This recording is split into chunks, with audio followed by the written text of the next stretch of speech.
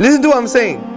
Your birth, Uncle G, your birth, Akhi, your birth, brother, Akhawat, sisters, your birth was like being born and then being kidnapped and then sold into slavery.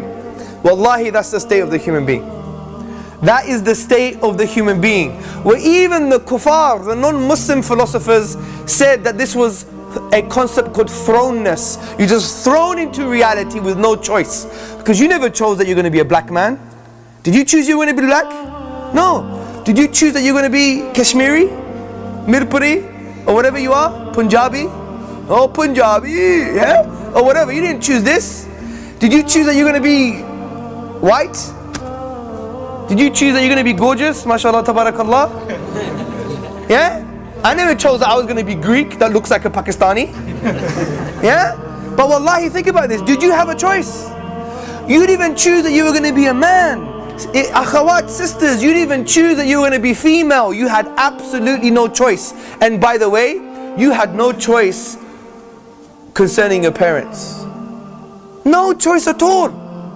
Even your DNA, the biologists talk about that we have DNA. Even your DNA, you had no choice in your DNA, the thing that really shapes your biological makeup. No choice, zero, finished, khalas. And then we think we're free. And we think we're free. We didn't choose our parents, we had no choice. We didn't choose the socio-economic environment where our parents came from. We didn't choose the geography. We didn't choose our lineage. We didn't choose where we came from. We didn't choose our color, our gender, our size, our shape. None of these things. And we think we're free. Which is really ironic that we're living in a society that prides itself over being free. Right? It prides itself over having independent freedom. I can do whatever I want, dress however I want, talk however I want, look however I want, spend my money on whatever I want. That's the thing that makes this society take pride in itself. And yet if you go to somewhere as simple as high school, you'll find a bunch of kids that are dressed almost exactly the same. They're just almost exactly the same. All the hip-hop kids, they look the same. All the goth kids look the same. All the emo kids look the same. It's almost like they go through a uniform. And even the way they talk has to be a certain way to fit in with that crowd. And if you don't fit in with that crowd, then you're an outcast. And so when you look at that, I don't see freedom when I see that. What I see is cultural slavery. This young man or this young woman can't even make that decision of how to look or how to talk or how to walk for themselves. They have to conform to what is going on around them. And sometimes it's willing, sometimes you submit that is the better way to live. That is the better way to dress or to talk. Or that's the better thing to do with my time. That's the kind of music I want to be addicted to. Or these are the kinds of practices I'll do. Whatever, that's one conscious decision a person makes, that's the life to live.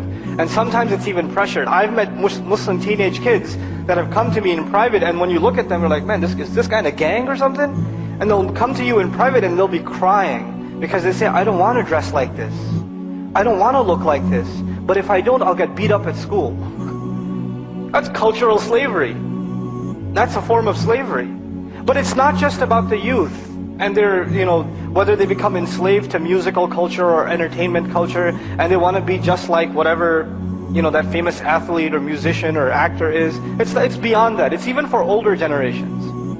For our older generations, this kind of cultural slavery takes a different texture. It takes a different tone. You did things a certain way in your country or in your society. You saw that your entire life.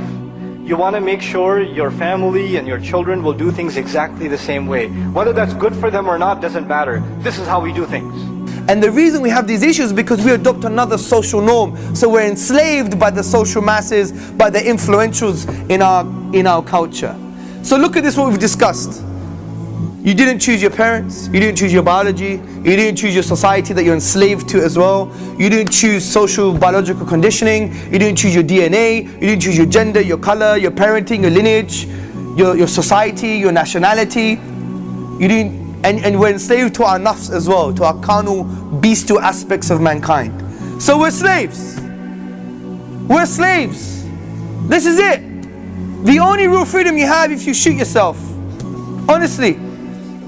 Honestly, that's the only act of real freedom. Even the Western philosophers would write essays on suicide. Arthur Schopenhauer wrote an essay on suicide. David Hume, he wrote an essay on suicide. I think some of them really understood the only act of freedom is to kill yourself. That's the state of mankind without purpose. Forget the drink and the alcohol and the fun and games they have. You go underneath that, you scratch the surface, they're just slaves. We're all slaves. But how do we find true liberty? How does the soul, the ruh, how does it find liberty? And interestingly, the word ruh is linked to the word raha, which means serenity, liberty. And the only way to escape from this slavery is to become a slave of Allah subhanahu wa ta'ala. That's the real bloke, that's the real man. Not the man who's enslaved to his desires, the man who's enslaved to society, the man who's enslaved to things that he didn't even choose. So this is the ultimate act of liberation. This is the ultimate act of being a true human being. In my humble opinion, if someone knows this and they don't start worshipping Allah, how can you consider yourself a human being? How could you?